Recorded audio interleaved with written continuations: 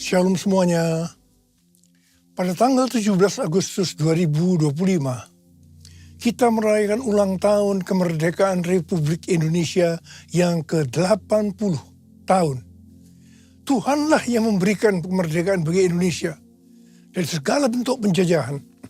Dirgahayu Republik Indonesia. Keadaan dunia secara global sedang tidak baik. Seperti yang saya sampaikan sejak awal tahun 2025, bahwa sekarang kita berada di tahun 2025, tahun yang sukar, sulit, peperangan, bencana alam, ketidakpastian, krisis ekonomi yang semakin intens. Kita harus banyak berdoa untuk Indonesia. Janji Tuhan dalam 2 Tawarikh 7 ayat 13 dan 14 berkata, "Bila mana aku menutup langit sehingga tidak ada hujan, dan bila mana aku menyuruh belalang memakan habis hasil bumi, dan bila mana aku melepaskan penyakit sampar di antara umatku, dan umatku yang atasnya namaku disebut, merendahkan diri, berdoa, dan mencari wajahku, lalu berbalik dari jalan-jalan yang jahat, maka aku akan mendengar dari sorga, dan akan mengampuni dosa mereka, serta memulihkan negeri mereka." Haleluya! Damailah Indonesiaku, damailah Indonesiaku, lawatan Allah terjadi, damailah Indonesiaku, damailah Indonesiaku.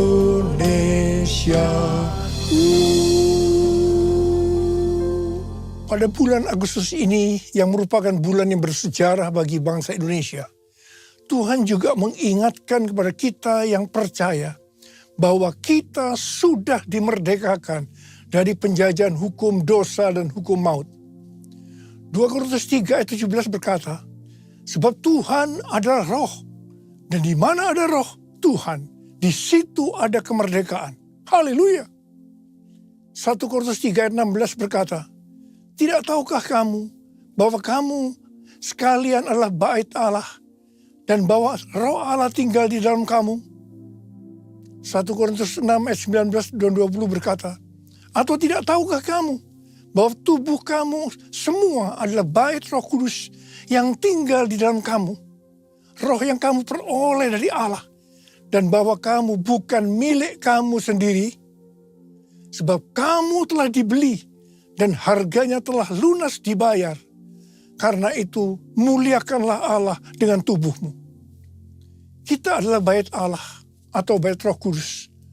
Karena itu kita sudah dimerdekakan dari hukum dosa dan hukum maut.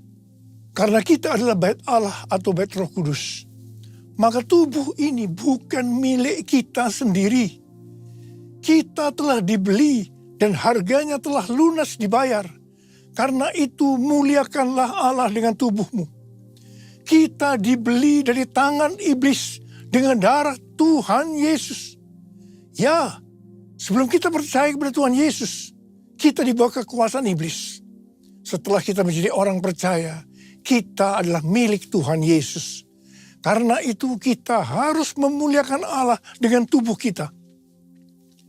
Galatia 5 ayat 13 berkata, "Saudara-saudara, memang kamu telah dipanggil untuk merdeka.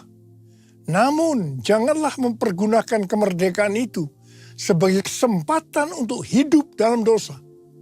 Melainkan layanilah seorang akan yang lain dengan kasih."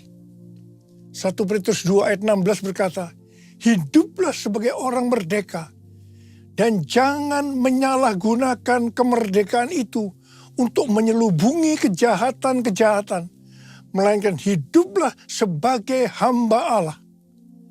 Ayat ini mengingatkan agar kita hidup sebagai hamba Allah, yaitu hidup jujur, tidak berpura-pura. Kita sudah dimerdekakan. Kita yang sudah dimerdekakan, jangan hidup dalam dosa lagi. Kita harus saling mengasihi satu dengan yang lainnya. Roma 6 ayat 22 berkata, "Namun sekarang, setelah kamu dimerdekakan dari dosa, dan setelah kamu menjadi hamba Allah. Kamu beroleh buah yang membawa kamu kepada pengudusan dan sebagai kesudahannya ialah hidup yang kekal. Setelah kita dimerdekakan dari dosa, setelah kita menjadi hamba Tuhan, kita harus berbuah yang membawa kita kepada pengudusan dan terus-menerus dikuduskan. Sehingga menjadi serupa dengan gambarnya. Dan akhirnya kita mendapatkan hidup kekal selama-lamanya. Katakan amin. Dalam Yohanes 8 ayat 31 dikatakan, jikalau kamu tetap dalam firman-Ku, kamu benar-benar murid-Ku. Sebagai orang yang sudah dimerdekakan, kita harus tetap memelihara kehidupan kita. Agar tetap sebagai orang yang merdeka. Karena itu kita harus hidup sesuai dengan firman-Nya. Kerjakanlah keselamatanmu dengan takut dan gentar. Yaitu dengan cara hidup sesuai dengan firman Tuhan. Kalau kita hidup sesuai dengan firman-Nya, maka kita akan mengetahui kebenaran. Dan kebenaran itu yang akan memerdekakan kita. Firman-Mu pelita bagi kakiku, terang bagi jalanku. Firman-Mu pelita bagi kakiku, terang bagi jalanku. Waktu ku bimbang dan hilang jalanku, tetaplah Kau di sisiku. Dan takkan ku takut asal Kau di dekatku, besertaku selamanya.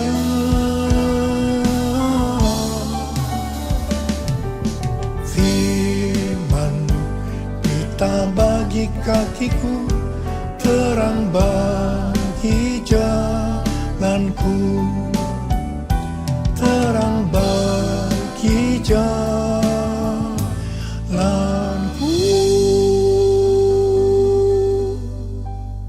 Kita sebagai bait Allah atau bait Roh Kudus harus hidup dipimpin oleh Roh Kudus.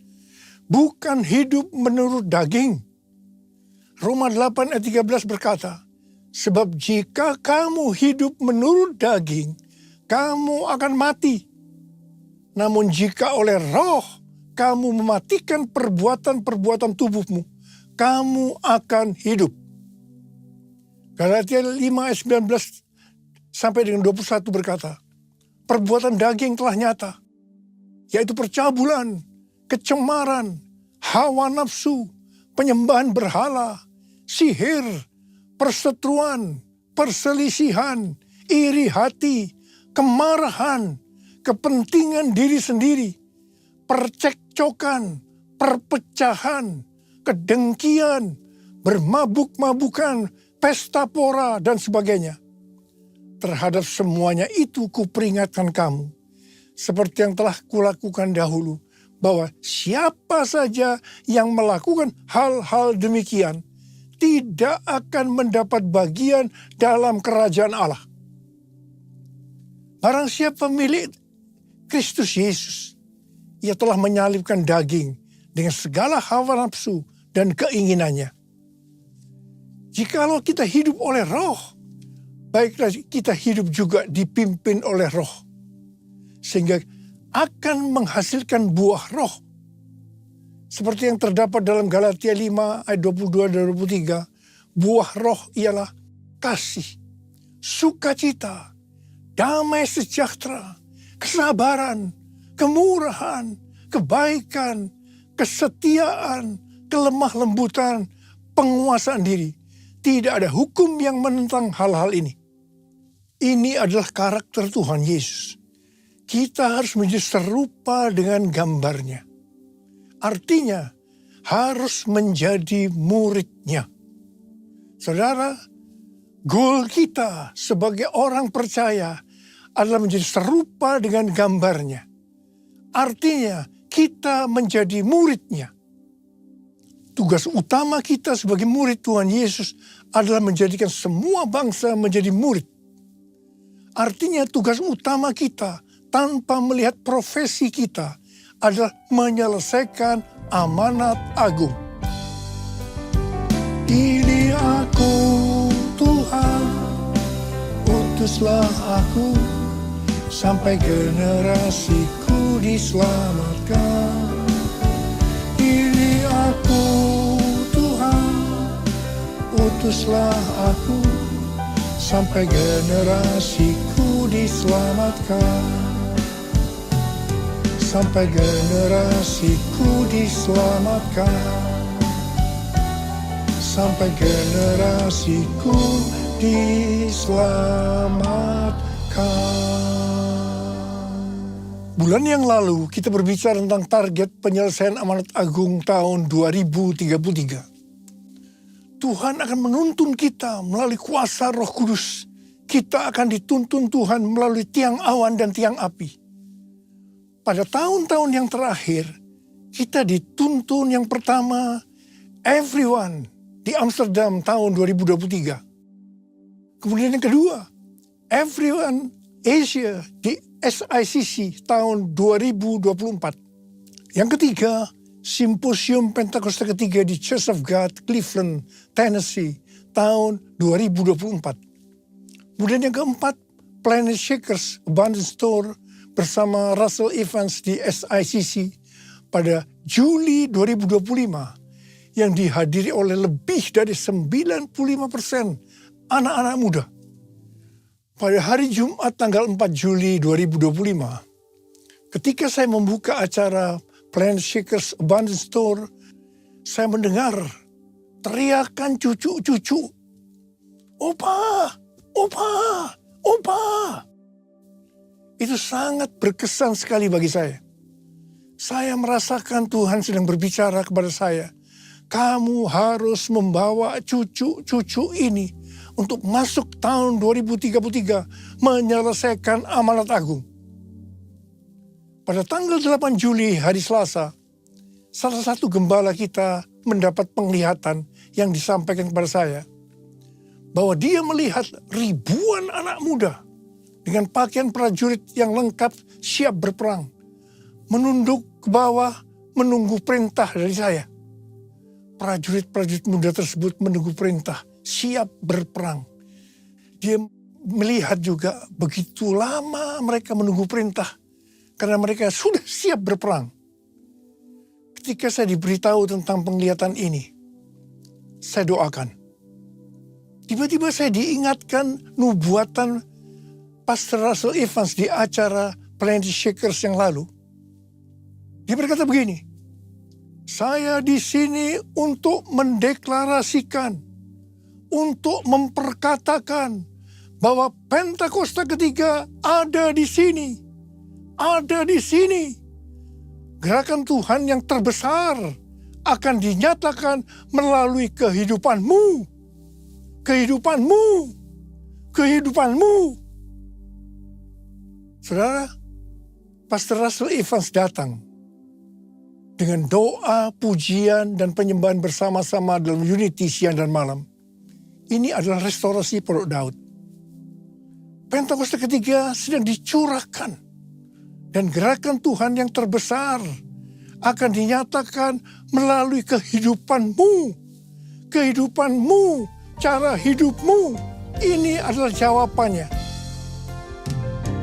Jadikan aku bait sucimu yang kudus dan yang tiada bercela. Jadikan aku mesbah doamu bagi keselamatan bangsaku. Bagi keselamatan bangsaku. Bagi keselamatan bangsaku. Sebenarnya nubuatan Pastor Russell Evans itu sesuai dengan yang terdapat dalam kisah para rasul. Jadi untuk menyelesaikan amanat agung tidak bisa dengan kekuatan sendiri. tetapi harus dengan kuasa Roh Kudus. Pesan terakhir dari Tuhan Yesus sebelum naik ke sorga, dalam Kisah Para Rasul 1 ayat 8, tetapi kamu akan menerima kuasa kalau Roh Kudus turun ke atas kamu, dan kamu akan menjadi saksiku di Yerusalem, dan di seluruh Yudea dan Samaria, dan sampai ke ujung bumi. Setelah itu Tuhan Yesus naik ke sorga. Apa yang dilakukan oleh murid-muridnya? Mereka pergi ke Yerusalem dan tinggal di kamar loteng. Apa yang mereka lakukan? Mereka semua bertekun dengan sehati dalam doa bersama-sama. Artinya mereka berdoa, memuji, menyembah Tuhan dalam unity siang dan malam. Ini adalah prinsip restorasi Pondok Daud. Ini adalah prinsip menara doa. Jadi dalam menantikan pencurahan Roh Kudus yang disebutkan Pentakosta pertama, para murid melakukan ini. Setelah 10 hari, yaitu pada hari raya Pentakosta, terdengarlah seperti tiupan angin keras. Kemudian tampaklah lidah-lidah seperti nyala api, hinggap kepada mereka masing-masing. Mereka dipenuhi Roh Kudus, dan mereka mulai berkata-kata dalam bahasa roh. Setelah murid-murid dipenuhi Roh Kudus dengan tanda awal berbahasa roh, apa yang terjadi? Yang pertama, Petrus berkhotbah sekitar 5 menit. Kira-kira 3.000 orang bertobat dan dibaptis. Wow! Petrus berkhotbah dengan kuasa Roh Kudus. Pada zaman itu populasi penduduk dunia sekitar 255 juta orang. Sekarang penduduk dunia sekitar 8 miliar. Jadi 3.000 orang yang bertobat dan dibaptis pada waktu itu setara dengan sekitar 94.000 orang pada saat ini. Saya percaya hal ini juga bisa terjadi pada saat ini. Yang percaya katakan amin. Hal yang kedua, setelah murid-murid Tuhan Yesus dipenuhi dengan Roh Kudus, mereka dipakai untuk menyatakan tanda-tanda dan mujizat. Sehingga banyak orang yang bertobat. Petrus dan Yohanes menyembuhkan orang lumpuh sejak lahir. Bayangan Petrus saja bisa menyembuhkan orang sakit. Sapu tangan atau kain yang pernah dipakai Paulus, jika diletakkan pada orang sakit atau yang dirasuk setan, maka orang itu sembuh.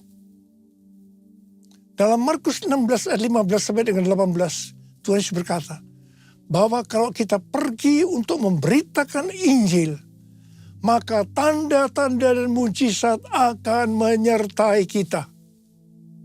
Saya teringat sejak tahun 2006 sampai dengan tahun 2019, saya diperintahkan oleh Tuhan untuk mengadakan kebaktian kesembuhan ilahi. Selama 13 tahun ini, saya sudah mengadakan 318 kali kebaktian kesembuhan ilahi. Setiap kali berkhotbah, saya pasti memberitakan Injil. Tanda-tanda dan mujizat terjadi. Saya diizinkan Tuhan untuk melihat dan mengalami mujizat seperti yang dilakukan oleh Tuhan Yesus 2000 tahun yang lalu. Hal yang ketiga, setelah murid-murid Tuhan Yesus dipenuhi dengan Roh Kudus, maka cara hidup mereka berubah. Sehingga banyak orang yang bertobat. Yang pertama, mereka bertekun dalam pengajaran rasul-rasul dan dalam persekutuan.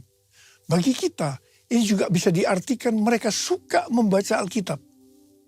Kalau kita suka membaca Alkitab, ini akan menuntun jalan hidup kita. Hidup benar sesuai dengan firman Tuhan. Kita akan menjadi orang yang berintegritas. Dan itu akan membuat orang lain bertobat. Yang kedua, perubahan cara hidup yang membuat banyak orang bertobat adalah mereka selalu berkumpul, memecahkan roti dan berdoa. Ini bisa diartikan mereka hidup dalam unity dan suka berdoa. Hari-hari ini saya melihat melalui menara doa bahwa ada doa, pujian dan penyembahan dalam unity siang dan malam. Saya percaya kalau Tuhan sudah berikan kepada kita beban untuk berdoa seperti ini, maka ini merupakan tanda bahwa Pentakosta ketiga yang dahsyat akan turun.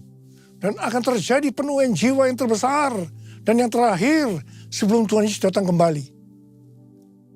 Yang ketiga, perubahan cara hidup jemaat yang membuat banyak orang bertobat, yaitu karena mereka suka memberi, sehingga tidak ada yang berkekurangan. Hari-hari ini, Tuhan Yesus menghendaki agar kita suka memberi. Tuhan Yesus berkata dalam Lukas 6 ayat 38, berilah dan kamu akan diberi. Suatu takaran yang baik, yang dipadatkan, yang diguncang, dan yang tumpah keluar akan dicurahkan ke dalam pangkuanmu. Sebab ukuran yang kamu pakai untuk mengukur akan diukurkan kepadamu. Haleluya. Yang keempat, perubahan cara hidup jemaat yang membuat banyak orang bertobat, yaitu mereka selalu bergembira dan dengan tulus hati sambil memuji Allah. Hidup dengan tulus hati artinya hidup sebagai orang yang berintegritas. Jadi perubahan-perubahan yang terjadi dalam cara hidup jemaat yang membuat banyak orang bertobat adalah yang pertama, mereka suka membaca Alkitab. Yang kedua, mereka suka berdoa dan hidup dalam unity. Dan yang ketiga, mereka suka memberi. Dan yang keempat, mereka suka memuji Allah dan bergembira, tulus hati atau hidup berintegritas. Dikatakan dalam Alkitab bahwa mereka disukai semua orang dan tiap-tiap hari jumlah orang yang diselamatkan bertambah. Haleluya! Tuntunan Tuhan untuk menyelesaikan amanat agung dengan target tahun 2033. Yang pertama, kita harus lebih banyak lagi berdoa, memuji, dan menyembah Tuhan dalam unity siang dan malam. Waktu kita melakukan ini, pencurahan Roh Kudus dalam era Pentakosta ketiga ini akan terjadi lebih dahsyat lagi. Itu yang akan membuat cara hidup kita berubah. Perubahan cara hidup kita akan mengakibatkan penuaian jiwa yang terbesar dan terakhir. Dan sesudah itu Tuhan Yesus datang kembali. Haleluya! Mari kita angkat tangan kita di depan Tuhan. Oh God, I worship you. Oh God, I worship you. Be glorified and magnified. Oh God, I worship you. Sekali lagi. Oh God, I worship you. Oh God, I worship you.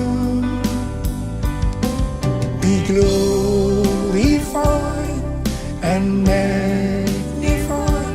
Oh God, I worship you. Mari kita berbahasa roh. Urialala bashandara bara bara bara bara bara bara bara.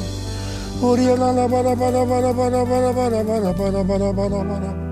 Urala bara bara bara bara bara bara bara bara bara bara. Tuhan urapi kami ya Tuhan. Urapi kami.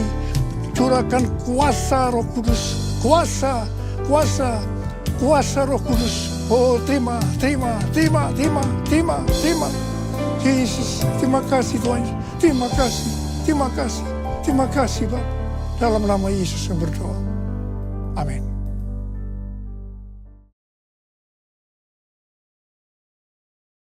Kita akan masuk dalam perjamuan kudus. Kita akan mengingat ayat ini. Sebab setiap kali kamu makan roti ini dan minum cawan ini, kamu memberitakan kematian Tuhan sampai Ia datang. Perjamuan kudus adalah perjamuan Tuhan Yesus sendiri. Setiap kali kita masuk dalam perjamuan kudus, Tuhan Yesus selalu berkata, biarlah ini menjadi peringatan akan aku. Biarlah ini menjadi peringatan akan aku. Karena itu mari, tundukkan kepala. Arahkan hati kita kepada kebaikan Tuhan. Bapa, Engkau baik. Siapakah kami ini Tuhan sebelum kami mengenal Engkau? Kami orang berdosa, upah dosa adalah maut, mati Tuhan. Tapi Engkau yang tidak berdosa telah dijadikan dosa oleh karena kami. Engkau harus turun dari sorga mulia, mati ganti kami dengan penderitaan yang luar biasa. Sungguh kalau kami pikirkan betapa baiknya Engkau ya Aba. Kau jadikan kami sebagai anak-anak-Mu. Engkau tuntun, Engkau bela, Engkau lindungi, Engkau hajar juga kalau kami salah ya Tuhan.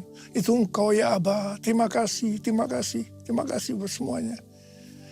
Tuhan akan memberkati kita melalui perjamuan kudus. Tapi Tuhan mau agar kita makan dan minum dengan cara yang benar. Oleh karena itu mari masing-masing introspeksi. Lihat keadaan dirimu masing-masing. Jangan menyimpan dosa.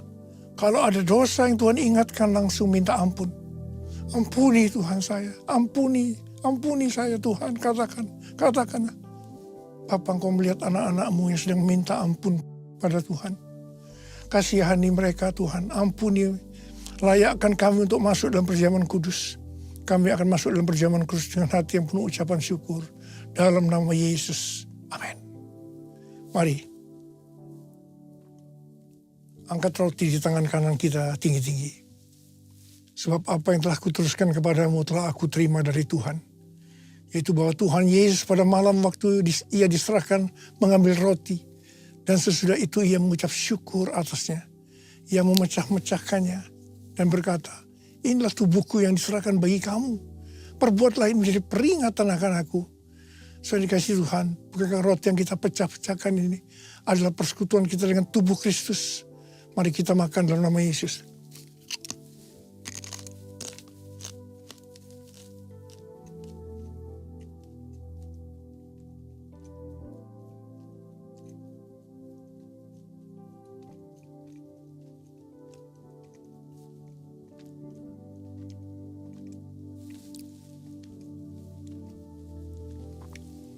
Angkat cawan di tangan kanan kita tinggi-tinggi. Demikian juga yang mengambil cawan sudah makan lalu berkata, cawan ini adalah perjanjian baru yang dimeteraikan oleh darahku.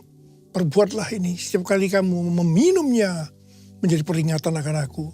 Saudara kasih Tuhan, bukankah cawan pengucapan syukur yang atasnya kita ucapkan syukur adalah persekutuan kita dengan darah Yesus. Mari kita minum dalam nama Yesus.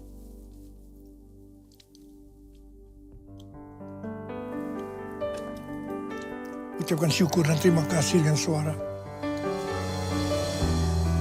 Tuhan, terima kasih Tuhan. Terima kasih ya Tuhan, terima kasih. Terima kasih ya Tuhan. Terima kasih Yesusku. Terima kasih Yesusku. Puji syukur hanya bagi Tuhanku. Terima kasih Yesusku, terima kasih Yesusku. Puji syukur hanya bagi Tuhanku. Terima kasih Yesusku, terima kasih Yesusku. Puji syukur hanya bagi Tuhanku. Terima kasih Yesusku, terima kasih Yesusku. Puji syukur hanya bagi Tuhanku. Puji syukur hanya bagi Tuhanku. Puji syukur hanya bagi Tuhanku.